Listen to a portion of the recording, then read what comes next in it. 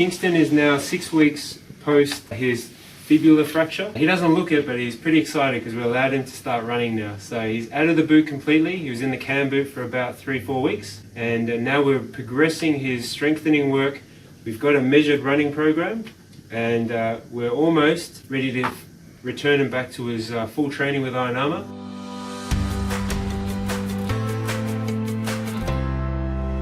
Kingzston's doing a bent knee calf raise.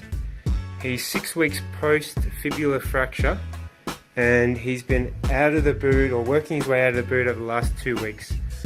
So we found his right, you can see his right calf, it's about 70% the size of the other leg, and he's got the wobbles with his bent knee calf raise because he's trying to smash his soleus muscle, which is the smaller calf muscle. It's a chicken wing compared to the other side. Okay? 3 lots of 10, morning and night. Kingzston's going to be doing a single leg bridge. His knees are bent at 90 so it can maximize the hamstring and glute work. And he's trying not to cheat by crossing his arm and not pushing off his elbows.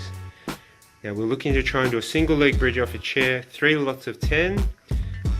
I want him to try and do this morning and night for this next period of his rehab. So he's got a band at home. He's going to pop it under the leg of his dinner table. And he's going to have the band trying to push his knee medially. He's trying to push the knee inward. So what he's going to do to counteract that is push the knee outward, which is a really good glute medius activator. And as he's doing this split lunge, he's trying not to rest at the bottom. So he lowers slowly, and then he's trying to power up. That eccentric slow lowering really helps with his backside and getting good activation around the leg. 3 lots of 10, morning and night. So wish him well. We're going to see him in 2 weeks and see how we go from there.